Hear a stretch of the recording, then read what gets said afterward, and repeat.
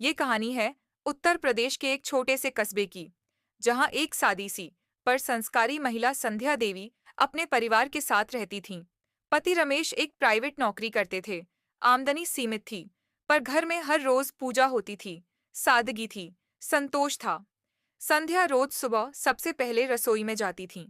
गाय के घी से दीपक जलाती थीं, ताजे फूलों से तुलसी की पूजा करती थीं और पूरे मन से कहती थीं, माँ अन्नपूर्णा, हमारे घर में कभी अन्न की कमी ना हो।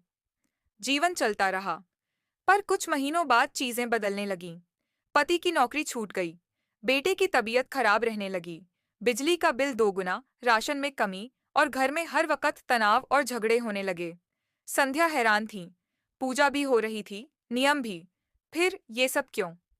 पड़ोसन ने कहा, तुम किसी अच्छे वास्तु पंडित को दिखाओ बहन, कहीं कोई दोष ना हो। आखिरकार एक प्रसिद्ध वृद्ध वास्तु आचार्य को बुलाया गया।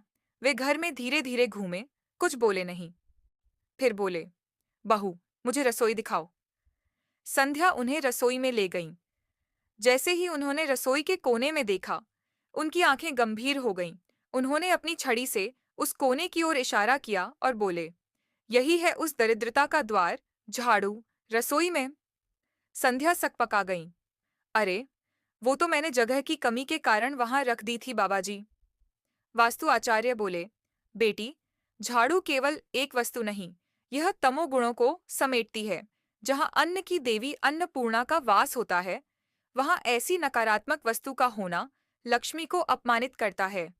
यही कारण है कि तुम्हारे घर से धन, स्वास्थ्य और शांति सब एक एक कर खिसकते जा रहे हैं। संध्या ने तुरंत झाड़ू को बाहर रखा, रसोई को साफ किया, एक तुलसी का पौधा खिड़की पर रखा और शुक्रवार को लक्ष्मी माँ के लिए दीपक जलाया। उन्होंने ध्यान रखना शुरू किया कि रसोई में कभी गंदगी न रहे, झाड़ू और जूते कभी भी अंदर न जाएं। धीरे धीरे, जैसे मानो चमत्कार हो रहा हो। रमेश को एक नई नौकरी मिली, बेटे की तबीयत सुधरी और घर में फिर से हंसी ठिठोली की आवाजें सुनाई देने लगीं। संध्या की कहानी हमें एक बड़ी सीख देती है कि कभी कभी हमारी परेशानियों की जड़ घर के अंदर ही होती है। वास्तु सिर्फ ईंट पत्थर नहीं, ऊर्जा का विज्ञान है।